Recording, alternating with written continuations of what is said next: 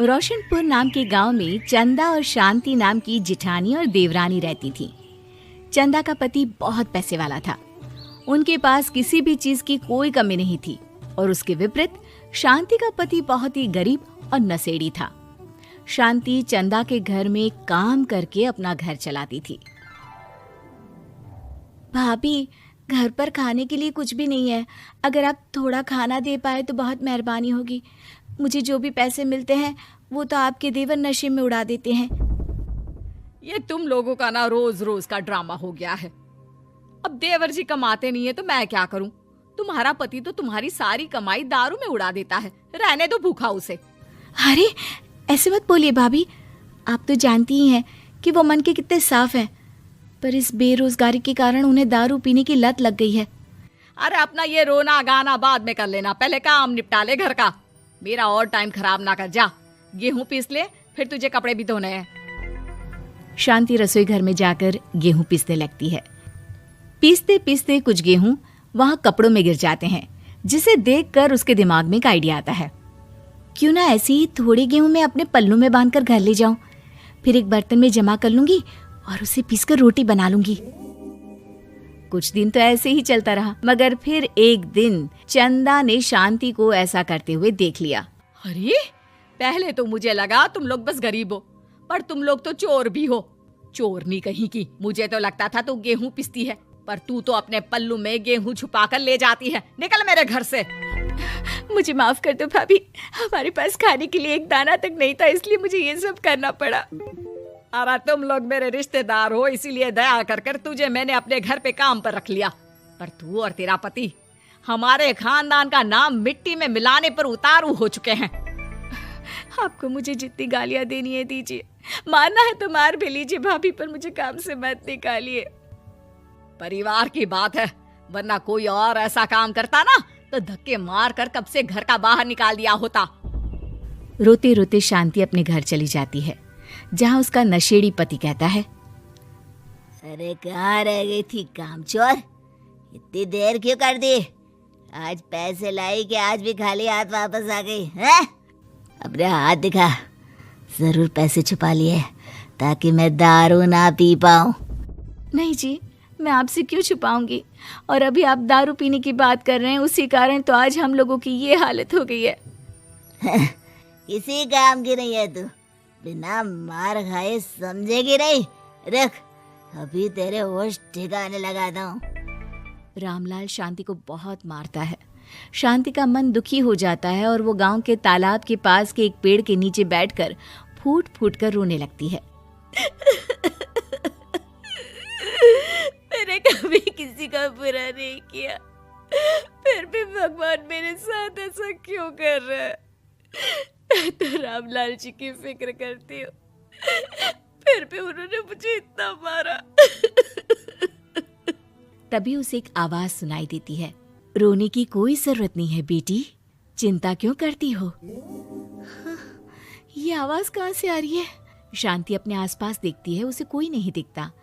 वो ऊपर देखती है, जहाँ उसे एक छोटी सी परी दिखती है। आप कौन है? आप तो कोई परी लगती हैं। हाँ बेटी, मैं इसी पेड़ पर रहती हूँ। मैंने तुम्हारी सारी बात सुनी, अब तुम्हें फिक्र करने की कोई जरूरत नहीं। अपनी आंखें बंद करो। शांति आंखें बंद करती है और जादुई परी अपनी छड़ी घुमाती है। उसकी छड़ी घुमाते ही पेड़ के सारे पत्ते सुनहरे रंग के हो जाते हैं। परी उनमें से एक पत्ता तोड़ लेती है और फिर से अपनी छड़ी घुमाती है, जिसके कारण सारे पत्ते पहले की तरह साधारण से दिखने लगते हैं। आंखें खोलो बेटा। लो, इस पत्ते को ले जाकर अपने तकिए के नीचे रख देना। ये तो एक साधारण पत्ता है, इससे क्या होगा? ठीक है, अगर आप कहती हैं तो मैं इसे रख लेती हूँ। शांति उस पत्ते को लेकर अपने घर जाती है और अपने कमरे में तकिए के नीचे रखकर सो जाती है। सपने में उसे वही पेड़ वाली जादुई परी दिखाई देती है। बोलो शांति, क्या चाहिए तुम्हें? मैं चाहती हूँ हम बहुत अमीर हो जाए और मेरे पति नशा करना छोड़ दे, उन्हें कोई काम भी मिल जाए। कल जब तुम सुबह नींद से जागोगी, तुम्हारी इच्छा पूरी हो गई होगी। अगली सुबह शांति नींद से जागती है, अपने आसपास का नजारा देखकर चौंक जाती है। उसके बिस्तर पर चारों तरफ सोने चांदी रखे हुए थे। हे भगवान, कहीं मैं सपना तो नहीं देख रही? इतना सारा सोना, वो भी मुझ गरीब के पास। रामलाल जी को बताती हूँ, वो बहुत खुश होंगे। शांति जैसे ही कमरे के बाहर जाती है, वो देखती है कि रामलाल सूट बूट पहने काम के लिए बाहर जा रहा होता है। मुझे शहर में एक नौकरी मिल गई है शांति, मुझे आने में देर हो जाएगी, घर का ध्यान रखना। और इस तरह शांति बहुत अच्छा जीवन बिताने लगती है। उसके पास अब किसी भी चीज की कमी नहीं रह जाती। रातों रात शांति के पास आए इतने पैसों को देखकर उसकी जिठानी उससे पूछती है, अरे क्यों रे शांति, कहीं बड़ा हाथ मारा है क्या? अचानक तुम लोगों के पास इतना पैसा कैसे आ गया? नहीं नहीं भाभी, ये सब तो जादुई परी के दिए हुए पत्ते का कमाल है।